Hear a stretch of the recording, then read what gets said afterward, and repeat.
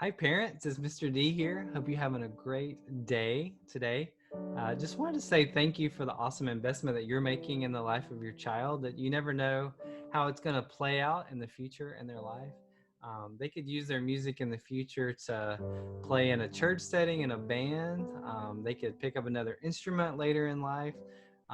They might just be walking by a piano one day in their college dorm and be able to play a song for others, or they could just use it to remove stress. You never know. But however the music's going to play out later in life, it's adding a lot of benefit to their life that you don't see kind of in the day to day.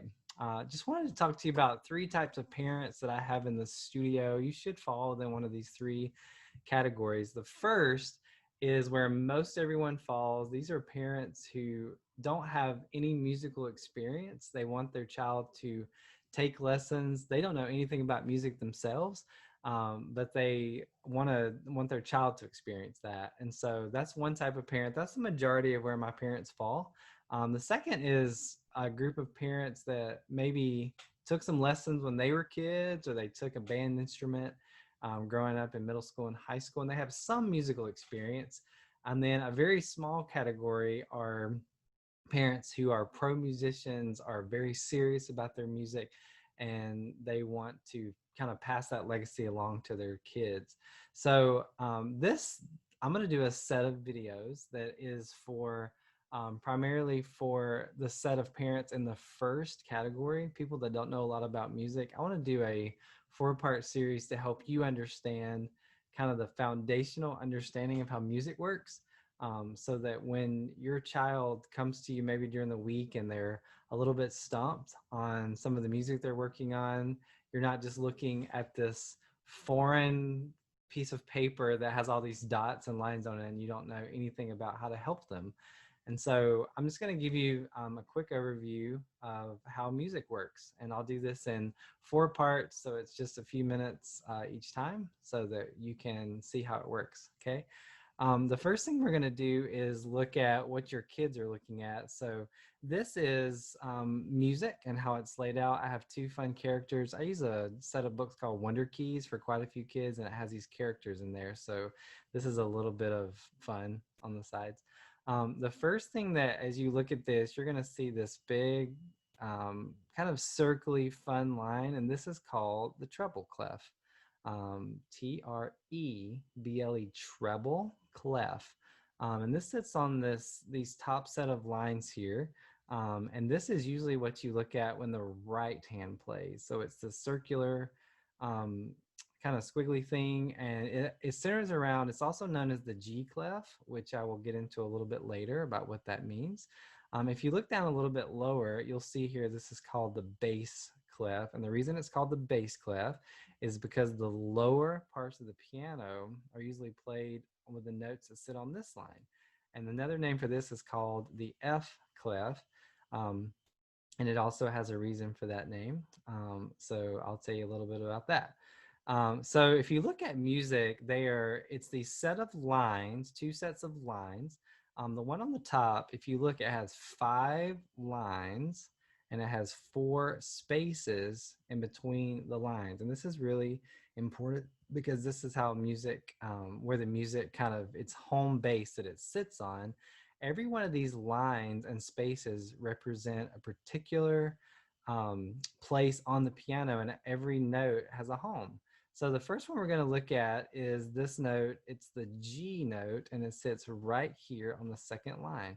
This is also called the G clef because it circles around this line here, and the note that sits on that line is the note G.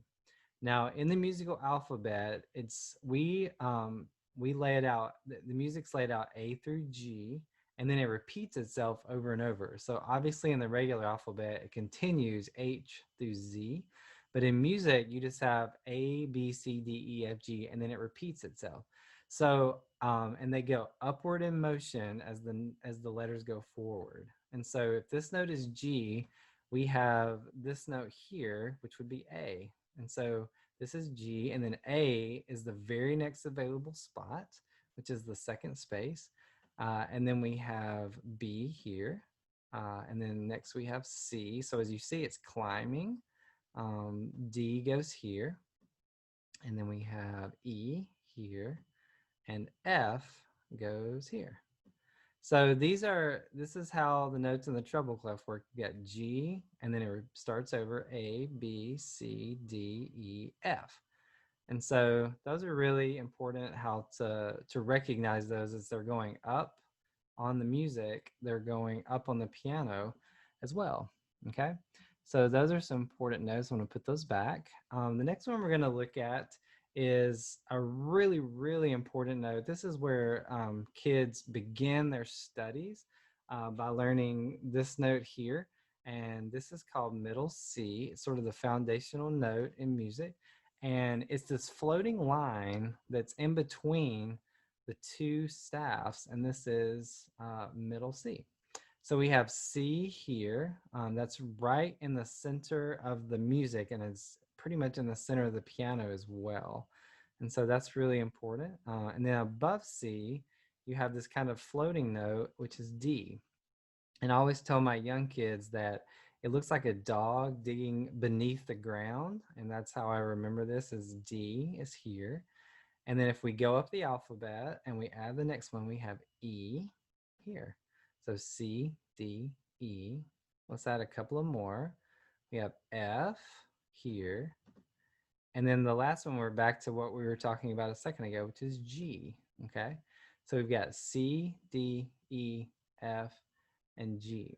Now there's a few landmark notes which are really important. Rather than having to memorize exactly where every single note is, it's good to have sort of spatial awareness of where the notes sit. And so some really good landmark notes for you to know as a parent is this is middle C, and then this one is G. And so these are two really important notes. You can also count up and down. So if you're aware that this is C, and then if the next note, say, was here, you would think, oh, okay, it moves from line to line, so it's skipping the space. So you can skip from C to E in the alphabet. You can skip over D and go C, E, G. And if you play those together on the piano, it sounds like this: C, E, G. And that forms what's called a chord, which we can deal with later. Those are those three notes together there, and those are landmark notes. Okay, let's talk quickly about the bass clef. So we talked about the treble clef. Now the bass clef is where the left hand is going to play, and a really important landmark note for the bass clef is going to be this one right here. This is F. Okay, so that's the reason this is called a bass clef or an F clef, is because these two dots center to F right here. Okay, so we have F, and then if we go up, this is how these all connect together. We have F, G, A, B sits on top of the line, and this is like, I tell my little kids again that this is like a bunny popping out of a hole. So you have the dog up here, and you have the bunny down here. And then the very next available note would be C. And so you've got F, G, A, B, and then back to C. Okay. And then from the very bottom, I'm going to put these back. From the very bottom, we'll count up all the way to the bottom line here, and this is G. So you would remember that the bottom line here is E, but this one on the bottom is G, because if you go through the alphabet, they go step by step straight up the lines and spaces. So we've got G, A, B, C, D, E, and then you're back to this F note, which is really important to remember. And so that, if you keep going, that would connect all the way to middle C and go all the way up. And every one of these little dots or circles on the keys have a place on the piano, which we'll talk about in part 2, how they connect together. What you're looking at on the music connects to what you're playing. Okay. So those are some really important notes. Let's go over the landmark notes one more time so that you can kind of remember these and you can count up or down. If you know these, you don't have to memorize every note, but you can think, okay, I know that the bottom note is G. And then the next landmark note would be F. which you can remember is the center of these two dots. The next landmark note would be C. And then the next one would be G here. And then if you remember that this one is C, you can pretty much, if you memorize these right here, you can pretty much count up or down and know that you can get to any of the other notes. Okay, let me tell you quickly some quicker ways to remember the notes. I go over these with my kids and sort of drill these into their head. These little statements, you may have grown up with these too. There's different ones. I like to use some funny ones, but here's one that this sheet, I have this available if you would like this. This is the lines and spaces in the treble and bass. And if you can remember these, it makes it easier and quicker. So we have every good boy deserves fun, E, G, B, D, F. And then we have face, so spaces equal face. B, C, D is in the middle. There's middle C, which is your super important note here. And then you have B, C, D on the side. And then on the bass, you have, my favorite one is good burritos don't fall apart, because I like Mexican food a lot. But this one says great big dogs frighten Amy. That's a possible one. And then all cows eat grass are the spaces over here. So those are some kind of quick ways. I usually give these to students to keep at the piano to sort of remember the notes in a quick way. But if they can memorize these, and that helps them to understand this is kind of the roadmap on how you play piano. So I took piano lessons when I was growing up, and my parents, there were three, I was the youngest of three boys, and we all took lessons all the way through high school. I'm the one that really like it stuck with me, and I dove into it and made it a lifelong thing. My other brothers appreciated and were really into sports through their high school years, and so it'll be different for every kid, but music does have a lifelong benefit. So just wanted to give you guys a quick understanding of how music works. I'm here to answer any questions that you have throughout the week as your kids are practicing and get stuck somewhere. But if they turn to you and you have a little bit of knowledge about how things work, it's helpful for them, and it gives you guys kind of a common ground.